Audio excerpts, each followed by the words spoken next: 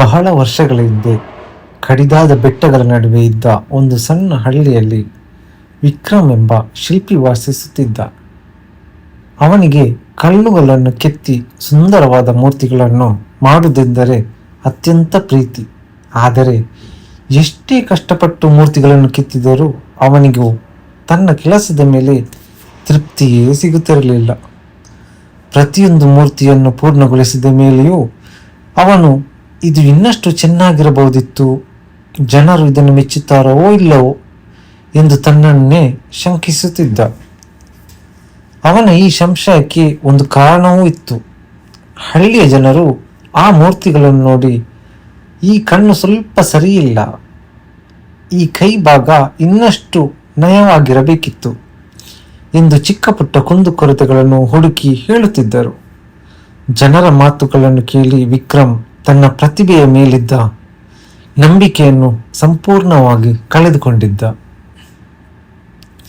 ಯಾರಾದರೂ ಹೊಗಳಿದರೆ ಕ್ಷಣಕಾಲ ಸಂತೋಷ ಪಡುತ್ತಿದ್ದ, ಯಾರಾದರೂ ಟೀಕಿಸಿದರೆ ದಿನಗಟ್ಟಲೆ ಖಿನ್ನತೆಗೆ ಒಳಗಾಗುತ್ತಿದ್ದ. ಅವನ ಸಂತೋಷ ಮತ್ತು ಆತ್ಮವಿಶ್ವಾಸ ಸಂಪೂರ್ಣವಾಗಿ ಇತರರ ಅಭಿಪ್ರಾಯಗಳ ಮೇಲೆ ಆಧಾರಿತವಾಗಿತ್ತು. ಅದೇ ಹಳ್ಳಿಯ ಸಮೀಪದಲ್ಲಿ ದಟ್ಟವಾದ ಅರಣ್ಯದ ತುದಿಯಲ್ಲಿ ಆನಂದಗಿರಿ ಎಂಬ ಆಶ್ರಮವಿತ್ತು.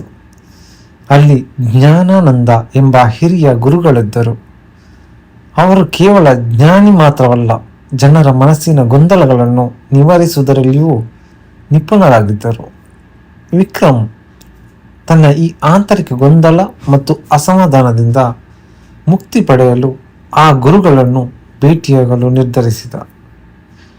ಅದೇ ಹಳ್ಳಿಯ ಸಮೀಪದಲ್ಲಿದ್ದ ದಟ್ಟವಾದ ಅರಣ್ಯದ ತುದಿಯಲ್ಲಿ ಆನಂದಗಿರಿ ಎಂಬ ಆಶ್ರಮವಿತ್ತು. ಇಡುತ್ತಿಲ್ಲ, ಯಾರಾದರೂ ನನ್ನನ್ನು ಪ್ರಶಂಸಿಸಿದಾಗ ನಾನು ಸಂತೋಷ ಪಡುತ್ತೇನೆ, ಆದರೆ ಯಾರಾದರೂ ಟೀಕಿಸಿದಾಗ ನನ್ನ ಆತ್ಮವಿಶ್ವಾಸವೇ ನಶಿಸಿ ಹೋಗುತ್ತದೆ.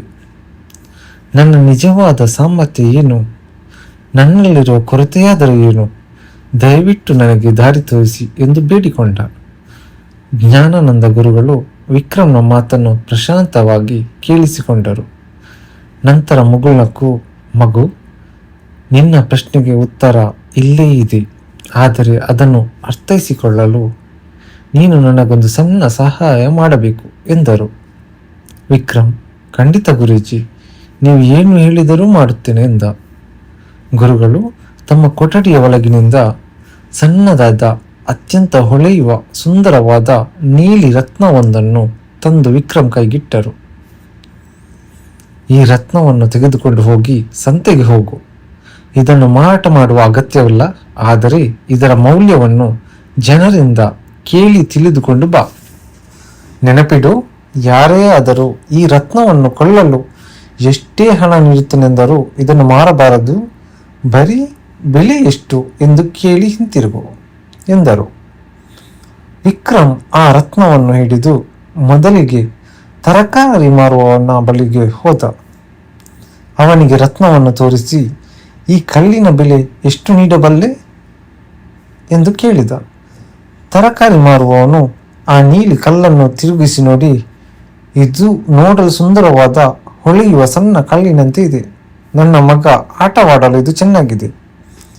ಬೇಕಿದ್ದರೆ ಇದಕ್ಕೆ ಪ್ರತಿಯಾಗಿ ನೀನು 2 ಚೀಲ ಈರುಳ್ಳಿ ಅಥವಾ 3 ಚೀಲ ಆಲೂಗಡ್ಡೆ ತೆಗೆದುಕೊಂಡು ಹೋಗು ಎಂದ. ಸ್ವಲ್ಪ ಆಶ್ಚರ್ಯದ ದನದಲ್ಲಿ ವಿಕ್ರಮ್ ನಕ್ಕು ಅಲ್ಲಿಂದ ಸ್ವಲ್ಪ ಮುನ್ನಡೆದು ಹಣ್ಣು ಮಾರುವವನ ಬಳಿ ಹೋದ. ಹಣ್ಣು ಮಾರುವವನು ಈ ರತ್ನವನ್ನು ನೋಡಿ, ಇದು ಅಪರೂಪದ ಕಲ್ಲಿನಂತೆ ಕಾಣುತ್ತಿದೆ, ನನ್ನ ಅಂಗಡಿಯ ಅಲಂಕಾರಕ್ಕೆ ಇಡಬಹುದು. ನಾನು ನಿನಗೆ 1 ಬುಟ್ಟಿ ಆಪಲ್ ಹಾಗೂ 2 ಬುಟ್ಟಿ ಮಾವಿನ ಹಣ್ಣುಗಳನ್ನು ನೀಡುತ್ತೇನೆ, ಇದನ್ನು ನನಗೆ ಕೊಟ್ಟು ಬಿಡು ಎಂದ.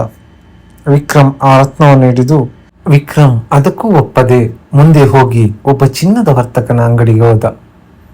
ಚಿನ್ನದ ವರ್ತಕನು ತನ್ನ ಭೂತ ಕನ್ನಡಿಯಿಂದ ಆ ರತ್ನವನ್ನು ಕೂಲಂಕಷವಾಗಿ ಪರೀಕ್ಷಿಸಿದ. ಅವನ ಕಣ್ಣುಗಳು ಅಚ್ಚರಿಯಿಂದ ಅಗಲವಾದವು. ಅವನು, ಅಬ್ಬಾ, ಇದು ಅತ್ಯಂತ ಅಪರೂಪದ ರತ್ನ, ನಾನು ನಿನಗೆ 10 ಲಕ್ಷ ರೂಪಾಯಿಗಳನ್ನು ನೀಡುತ್ತೇನೆ, ಇದನ್ನು ನನಗೆ ಮಾರಿಬಿಡು ಎಂದ. ವಿಕ್ರಮ್ ಇಲ್ಲ ಎಂದಾಗ ವರ್ತಕನು ಸರಿ, 50 ಲಕ್ಷ ರೂಪಾಯಿ ಕೊಡುತ್ತೇನೆ, ಇಲ್ಲವೇ ನನ್ನ ಇಡೀ ಆಸ್ತಿಯನ್ನೇ ಬರೆದು ಕೊಡುತ್ತೇನೆ. ಈ ರತ್ನವನ್ನು ನನಗೆ ಕೊಟ್ಟು ಬಿಡು ಎಂದು ಬೇಡಿಕೊಂಡ. ಗುರುಗಳು ಇದನ್ನು ಮಾರಬಾರದು ಎಂದು ಹೇಳಿದ್ದರಿಂದ ವಿಕ್ರಮ್ ಅಲ್ಲಿಂದ ಹೊರಟು ನಗರದಲ್ಲೇ ಅತ್ಯಂತ ಪ್ರಸಿದ್ಧ ರತ್ನ ಪರೀಕ್ಷಕನ ಬಳಿಗೆ ಹೋದ. ಆ ರತ್ನ ಪರೀಕ್ಷಕನು ಈ ನೀಲಿ ರತ್ನವನ್ನು ನೋಡಿದ ತಕ್ಷಣವೇ ಅದಕ್ಕೆ ನಮಸ್ಕರಿಸಿ ಒಂದು ಕೆಂಪು ರೇಷ್ಮೆ ಬಟ್ಟೆಯ ಮೇಲೆ ಅದನ್ನು ಗೌರವದಿಂದ ಇಟ್ಟನು. ನಂತರ ವಿಕ್ರಮ್ನತ್ತ ತಿರುಗಿ, ತಮ್ಮಂದಿರ, ಈ ಜಗತ್ತಿನ ಇಡೀ ಸಂಪತ್ತನ್ನು ಒಂದೇ ಕಡೆ ಸೇರಿಸಿದರೂ ಕೂಡ ಈ ಅಪರೂಪದ ರತ್ನದ ಬೆಲೆಯನ್ನು ತೂಗಲು ಸಾಧ್ಯವಿಲ್ಲ. ಇದು ಅಮೂಲ್ಯವಾದದ್ದು. ಇದರ ಮೌಲ್ಯವನ್ನು ನಿರ್ಧರಿಸುವ ಶಕ್ತಿ ಈ ಪ್ರಪಂಚದ ಯಾವುದೇ ಹಣಕ್ಕಿಲ್ಲ. ನಿನಗಿದು ಎಲ್ಲಿ ಸಿಕ್ಕಿತು ಎಂದು ವಿಸ್ಮಯದಿಂದ ಕೇಳಿದ. ವಿಕ್ರಮ್ಗೆ ತೀವ್ರ ಆಶ್ಚರ್ಯವಾಯಿತು. ಒಂದು ರತ್ನಕ್ಕೆ ತರಕಾರಿ ಮಾರುವವನು ಕೆಲವೇ ಕೆಜಿ ಈರುಳ್ಳಿ ಬೆಲೆ ಕಟ್ಟಿದರೆ, ಹಣ್ಣು ಮಾರುವವನು ಕೆಲವು ಬುಟ್ಟಿಗಳ ಹಣ್ಣುಗಳ ಮೇಲೆ ಬೆಲೆ ಕಟ್ಟಿದ. ಚಿನ್ನದ ವರ್ತಕ ಲಕ್ಷಾಂತರ ರೂಪಾಯಿ ಕೊಡುತ್ತೇನೆ ಎಂದಾಗ ರತ್ನ ಪರೀಕ್ಷಕ ಇದು ಅಮೂಲ್ಯ ಎಂದ. ವಿಕ್ರಮ್ ಆಶ್ರಮಕ್ಕೆ ಹಿಂತಿರುಗಿ ಜ್ಞಾನಾನಂದ ಗುರುಗಳಿಗೆ ನಡೆದದ್ದೆಲ್ಲವನ್ನು ವಿವರಿಸಿದ. ಆಗ ಗುರುಗಳು ಮಂದಹಾಸದಿಂದ, ಮಗು, ಈಗ ನಿನ್ನ ಪ್ರಶ್ನೆಗೆ ಉತ್ತರ ಸಿಕ್ಕಿತೆ ಎಂದು ಕೇಳಿದರು. ವಿಕ್ರಮ್ ಗೊಂದಲದಿಂದ, ಇಲ್ಲ ಗುರುಜಿ, ನನಗೇನು ಅರ್ಥವಾಗಲಿಲ್ಲ ಎಂದ. ಆಗ ಗುರುಗಳು ಪ್ರೀತಿಯಿಂದ ವಿವರಿಸಲು ತೊಡಗಿದರು. ನೋಡು ವಿಕ್ರಮ್, ಈ ನೀಲಿ ರತ್ನವೇ ನೀನು ಮತ್ತು ನಿನ್ನೊಳಗಿರುವ ಪ್ರತಿಭೆ. ಈ ರತ್ನವು ಎಲ್ಲ ಸಮಯದಲ್ಲೂ ಒಂದೇ ಆಗಿತ್ತು, ಆದರೆ ಅದರ ಶಕ್ತಿ ಅಥವಾ ಸೌಂದರ್ಯ ಬದಲಾಗಲಿಲ್ಲ. ಆದರೆ ಅದನ್ನು ನೋಡಿದ ಜನರು ತಮ್ಮ ತಿಳುವಳಿಕೆ, ಜ್ಞಾನ ಮತ್ತು ಸಾಮರ್ಥ್ಯಕ್ಕೆ ತಕ್ಕಂತೆ ಅದಕ್ಕೆ ಬೆಲೆ ಕಟ್ಟಿದ್ದರು. ತರಕಾರಿ ಮಾರುವವನಿಗೆ ಅದರ ನೈಜ ಬೆಲೆ ತಿಳಿಯಲಿಲ್ಲ, ಹಾಗಾಗಿ ಅವನು ಈರುಳ್ಳಿ ಬೆಲೆ ನೀಡಿದ. ಹಣ್ಣು ಮಾರುವವನು ಹಣ್ಣಿನ ಲೆಕ್ಕಾಚಾರ ಮಾಡಿದ. ವರ್ತಕನಿಗೆ ಅದರ ಮೌಲ್ಯ ಸ್ವಲ್ಪ ತಿಳಿಯಿತು, ಆದರೆ ನೈಜ ಅಪರೂಪದ ಶಕ್ತಿ ತಿಳಿದದ್ದು ಆ ರತ್ನ ಪರೀಕ್ಷಕನಿಗೆ ಮಾತ್ರ. ಇದೇ ರೀತಿ ಈ ಸಮಾಜದಲ್ಲಿ ನೀನು ಮಾಡುವ ಕೆಲಸಕ್ಕೆ, ನಿನ್ನ ವ್ಯಕ್ತಿತ್ವಕ್ಕೆ ಜನರು ತಮ್ಮ ಜ್ಞಾನದ ಮಿತಿಗೆ ತಕ್ಕಂತೆ ಬೆಲೆ ಕಟ್ಟುತ್ತಾರೆ. ಒಬ್ಬ ವ್ಯಕ್ತಿಗೆ ನಿನ್ನ ಮೂರ್ತಿಯಲ್ಲಿ ಕೊರತೆ ಕಂಡರೆ ಅದು ಆ ವ್ಯಕ್ತಿಯ ದೃಷ್ಟಿಕೋನದ ಮಿತಿಯ ಹೊರತು ನಿನ್ನ ಪ್ರತಿಭೆಯ ಕೊರತೆಯಲ್ಲ. ನಿನ್ನ ಮೌಲ್ಯ ಏನು ಎಂಬುದು ಇತರರು ನೀಡುವ ಪ್ರಶಂಸೆ ಅಥವಾ ಟೀಕೆಯಿಂದ ನಿರ್ಧಾರವಾಗುವುದಿಲ್ಲ. ನಿನ್ನ ಮೌಲ್ಯವನ್ನು ನಿರ್ಧರಿಸಬೇಕಾದವನು ನೀನು. ನಿನ್ನ ಕೆಲಸವನ್ನು ಸಂಪೂರ್ಣ ನಿಷ್ಠೆ, ಪ್ರೀತಿ ಮತ್ತು ಏಕಾಗ್ರತೆಯಿಂದ ಮಾಡಿದಾಗ ನಿನ್ನ ಅಂತರಾತ್ಮವೇ ಆ ರತ್ನ ಪರೀಕ್ಷಕನಂತೆ ನಿನ್ನ ಕೆಲಸದ ನಿಜವಾದ ಮೌಲ್ಯವು ನಿನಗೆ ತಿಳಿಸುತ್ತದೆ. ಗುರುಗಳು ಈ ಮಾತನ್ನು ವಿಕ್ರಮ್ನ ಕಣ್ಣುಗಳು ತೆರೆಸಿದವು. ಅವನಿಗೆ ತನ್ನ ನಿಜವಾದ ತಪ್ಪಿನ ಅರಿವಾಯಿತು. ಅವನು ತನ್ನ ಸಾಮರ್ಥ್ಯವನ್ನು ಗುರುತಿಸಲು ಹೊರಗಿನ ಪ್ರಪಂಚದ ಜನರ ಒಪ್ಪಿಗೆಗಾಗಿ ಕಾಯುತ್ತಿದ್ದೇನೆ ಹೊರತು ತನ್ನ ಅಂತರಂಗದ ಧ್ವನಿಯನ್ನು ಕೇಳುತ್ತಿರಲಿಲ್ಲ. ಜ್ಞಾನಾನಂದ ಗುರುಗಳು ಮುಂದುವರಿಸಿ ಹೇಳಿದರು, ಯಾವಾಗ ನೀನು ಹೊರಗಿನ ಪ್ರಶಂಸೆಗೆ ಹಿಗ್ಗುವುದಿಲ್ಲವೋ ಮತ್ತು ಟೀಕೆಗೆ ಕುಗ್ಗುವುದಿಲ್ಲವೋ ಆಗ ನಿನ್ನಲ್ಲಿ ನಿಜವಾದ ಆತ್ಮವಿಶ್ವಾಸ ಮೂಡುತ್ತದೆ. ಇತರರ ಅಭಿಪ್ರಾಯಗಳು ಗಾಳಿಗೆ ಬಂದು ಹೋಗುತ್ತವೆ, ಆದರೆ ನಿನ್ನ ಒಳಗಿರುವ ನಿಷ್ಠೆ ಮತ್ತು ಸ್ವಯಂ ನಂಬಿಕೆ ಎಂಬ ದೀಪ ಎಂದಿಗೂ ಆರಬಾರದು. ಈ ಕೆತ್ತನೆಯನ್ನು ನೀನು ಆನಂದಿಸಿ ಮಾಡು, ಫಲಿತಾಂಶವನ್ನು ಪ್ರಕೃತಿಗೆ ಬಿಟ್ಟು ಬಿಡು. ಅಂದಿನಿಂದ ವಿಕ್ರಮ್ ಸಂಪೂರ್ಣವಾಗಿ ಬದಲಾದ. ಅವನು ಮತ್ತೆ ತನ್ನ ಹಳ್ಳಿಗೆ ಹಿಂತಿರುಗಿ ಮೂರ್ತಿಗಳನ್ನು ಕೆತ್ತಲು ಪ್ರಾರಂಭಿಸಿದ. ಆದರೆ ಈಗ ಅವನ ಮನಸ್ಸಿನಲ್ಲಿ ಭೀತಿ ಅಥವಾ ಗೊಂದಲವಿರಲಿಲ್ಲ.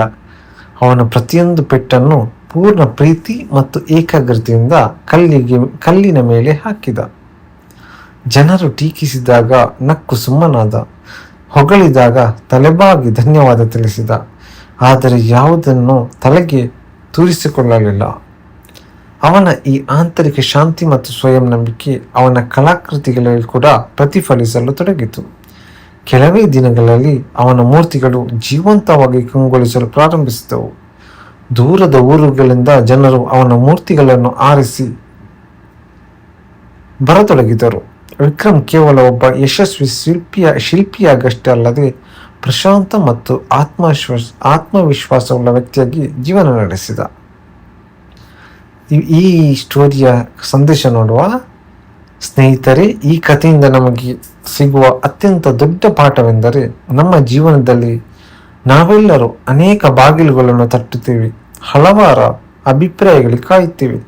ಆದರೆ ನೆನಪಿಡಿ, ಈ ಜಗತ್ತು ನಿಮ್ಮನ್ನು ಅವರವರ ದೃಷ್ಟಿಕೋನಕ್ಕೆ ತಕ್ಕಂತೆ ಮಾತ್ರ ಅಳೆಯುತ್ತದೆ. ಸೊ ಮುಂದಿನ ವಿಡಿಯೋದಲ್ಲಿ ಇನ್ನೊಂದು ಕಥೆ ನೋಡುವ. ಧನ್ಯವಾದಗಳು.